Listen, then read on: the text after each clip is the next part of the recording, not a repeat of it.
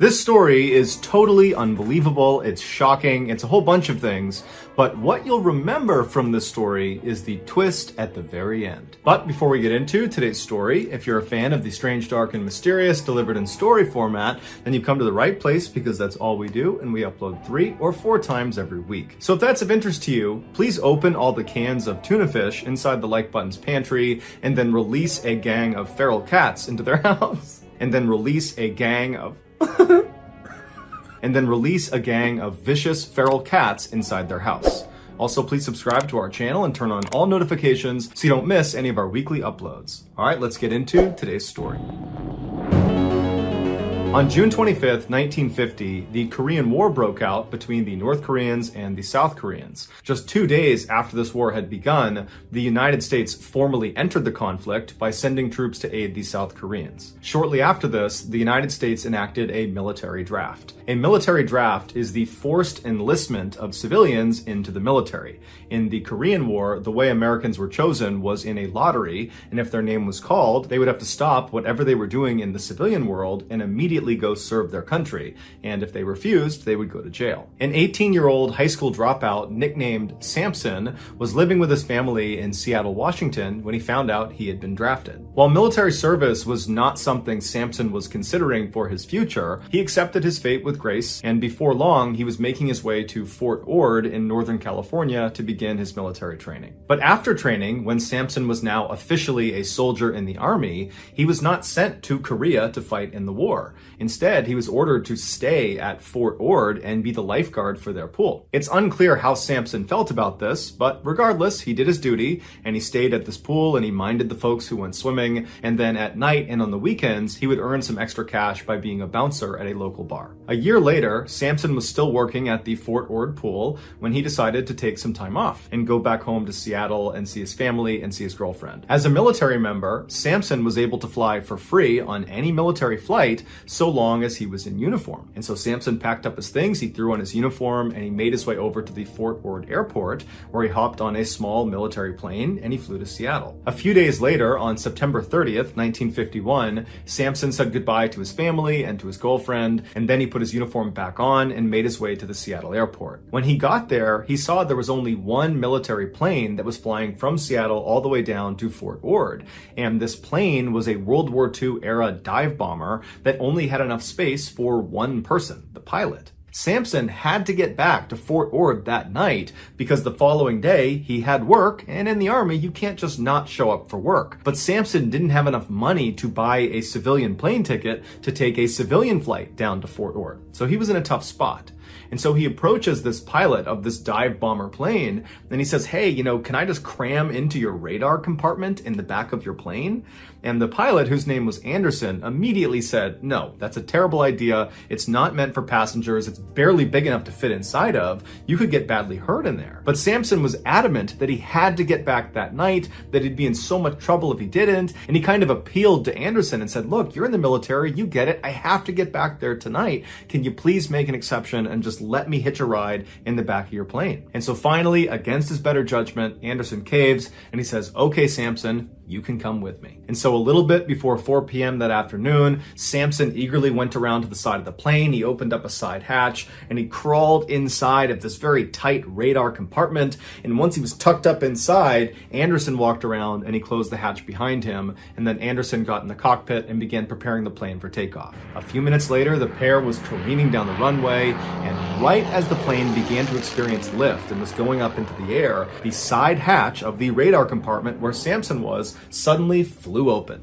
The big issue with this now open door in the radar compartment was not that Samson, like in the movies, would get sucked out this door out to his death, although if he wasn't careful, he totally could fall out of the door. No, the real problem with this now open door had to do with oxygen levels. At their cruising altitude, where the majority of their flight would be spent, there wasn't enough oxygen oxygen in the air to sustain human life. And so as soon as Anderson powered up that plane and began preparing it for takeoff, he began pumping oxygen into the cockpit and also into the radar compartment space. This is done specifically to compensate for the lack of oxygen up at that cruising altitude. But with Sampson's door now wide open, all that extra oxygen that was coming into that space to keep him alive is now just being sucked right out the door into the atmosphere, which meant if Sampson couldn't find a way to shut that door, he would eventually pass out and suffocate to death. Sampson, who was fully aware of this fact, immediately jumped into action by anchoring his feet and legs around the stanchion in the middle of this compartment space, and once he was fairly secure, he began extending his upper body out of the plane to try to grab onto the handle to try to shut it. But once he was holding onto that door handle, he's now halfway out of the plane, he could not get it to shut. The wind was so strong it was pinning the door open. And so for the next several minutes, Sampson desperately is trying to get this door shut, but it's not working. And so eventually he retreated back into the plane and went all the way to the very back of the radar compartment space and tucked himself up behind some equipment. Because this was not an area where passengers were supposed to be, there was no way to communicate with the pilot. He could not tell Anderson that he was dying back here. And so he just sat there and prayed. While Sampson was dealing with this open door crisis, Anderson was dealing with a crisis of his own. At some point after takeoff, he looked down at his gauges and he realized a terrible mistake had been made.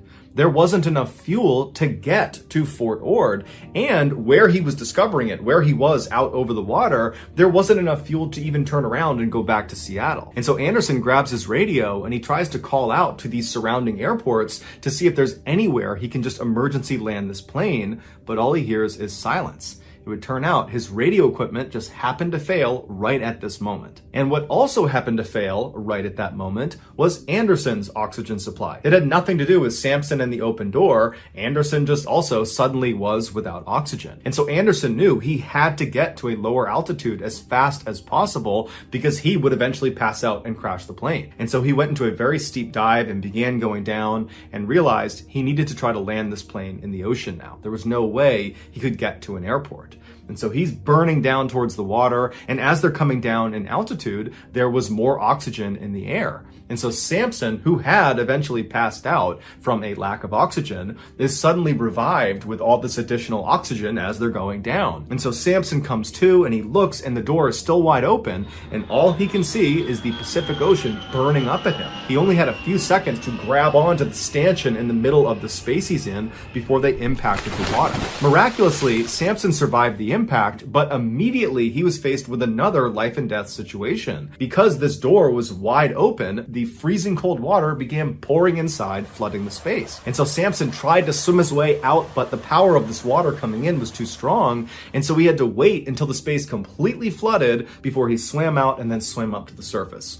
Once he got to the surface, he's looking around and the water's incredibly choppy and it's very foggy. He can barely see anything. And he's looking around for Anderson, not really sure what happened to him, and he looks down the plane towards the front of the plane and he sees Anderson climbing out of the cockpit. He looks badly beaten up, but he's alive. He's okay. And so Sampson yells to him and the two men link up and they're able to pull two life rafts out of the plane. And so both men, they get into each of their rafts right as this plane sinks down below the surface. And so Anderson and Sampson begin looking around wondering what they're going to do, but it's so foggy they can't see land in any direction. They can barely see 10 feet away from themselves. And so Anderson thought they landed maybe 2 or 3 miles off the coast of California, but they weren't really sure. So Anderson pulled out his compass, he looked east and said, let's just start paddling. The men had crashed about 2 miles off the coast of Point Reyes, California, which is this big protected shoreline that's about 150 miles north of Fort Ord. And this particular stretch of water that these two men had found themselves in was a known breeding ground for great white sharks. So the two men, they got their compass and they're trying to swim as fast as they can to the east, but they're not seeing any land. The fog hasn't let up at all. And then eventually it got dark. And as soon as it got dark, the water got choppier and choppier until at one point, Sampson actually was launched out of his raft into the water. He turned around and saw his raft, but it was being pulled away by a current faster than he could swim to it. And so Sampson yells out for Anderson, who sees him in the water. Anderson tries his best to paddle over and save Sampson, but the current was too strong. And before long, Sampson watched as Anderson just disappeared into the fog. Now now Samson was all alone in the middle of the night. He couldn't see anything. There's no land anywhere. He doesn't have the compass. Anderson had the compass, so he has no idea which direction is what. He's in a shark breeding ground, and now he doesn't have his life raft. And so Samson did the only thing he could do, which was pick a direction that he believed was east and start swimming. And so Samson is swimming in this pitch black water. He can't see anything around him. And all he's probably thinking about is how any minute now, I'm going to run out of energy and I'm going to sink down and I'm going to drown, or I'm going to get attacked by sharks, or some combination of the two. But miraculously, after about an hour of swimming in some direction, he broke through the fog and he saw way off in the distance was a light on what looked like dry land. And so he has this sudden burst of energy and he swims as hard and as fast as he possibly can. A couple of times he gets pulled under by rip currents and he nearly drowns, but eventually he gets to the sandy shores of Point Reyes. It's believed he swam approximately 1 or 2 miles after being dumped out of the boat. As he was pulling himself out of the water and collapsed on the beach, he had given everything to that swim. Had he been in the water for even a few more minutes, it's very likely he would have drowned. Unable to stand from pure exhaustion, Samson just began slowly crawling up the beach towards this light he had seen as he was swimming. And it would turn out this light was on the outside of this building that was owned by a radio station. And so Samson is crawling and periodically puking out seawater. And finally, after about 30 or 45 minutes, he gets to the steps of this building. He crawls up the steps and he pounds on the door. And by this point, he's hypothermic, he's in shock. He's about to die if he doesn't get any help. And luckily, there's someone inside of this building. They open it up, they see Samson. They don't know what's going on, but they pick him up, they pull him inside, they wrap him in a blanket, and they try to ask him, what happened? What's going on? Why are you here? But Samson was too cold to even speak, so he just sat there and shook. And so finally, this employee just called the Coast Guard that had a station very close to where they were. And a few minutes later, the Coast Guard shows up, they take Samson, and they rush him to their station house where they were able to give him medical treatment, which saved his life. It was also at this Coast Guard station where Samson was reunited with Anderson, who had also managed to make his way to shore alive. Samson would go on to serve for 2 more years in the Army. The entire time was spent as a lifeguard at the Fort Ord pool. Then in 1953, after the Korean War ended, Samson's mandatory service came to an end and he was honorably discharged. Samson would go on to become one of the most successful and well-known actors and producers of all time. He has won hundreds of big awards, including 4 Academy Awards and 4 Golden Globe Awards. Samson's real name is Clint Eastwood. So that's going to do it, guys. If you found the secret in today's episode, let us know in the comments section what it is and where you found it, so give us the timestamp. And if you're the first to do that, we'll pin you at the top of the comments section.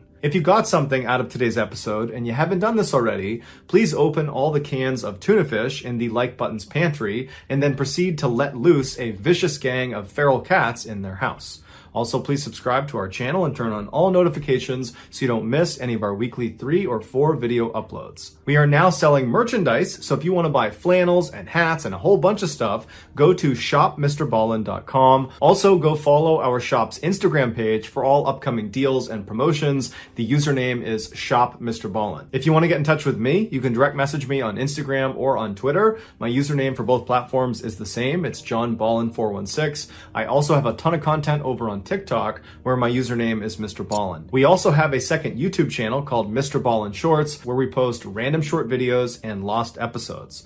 If you have a story suggestion, please submit it to our subreddit just called Mr. Ballin. It's linked in the description below. So whether I see you on Instagram, Twitter, TikTok, Reddit, YouTube, or some combination, just know that I really appreciate your support, and until next time, that's going to do it. See ya.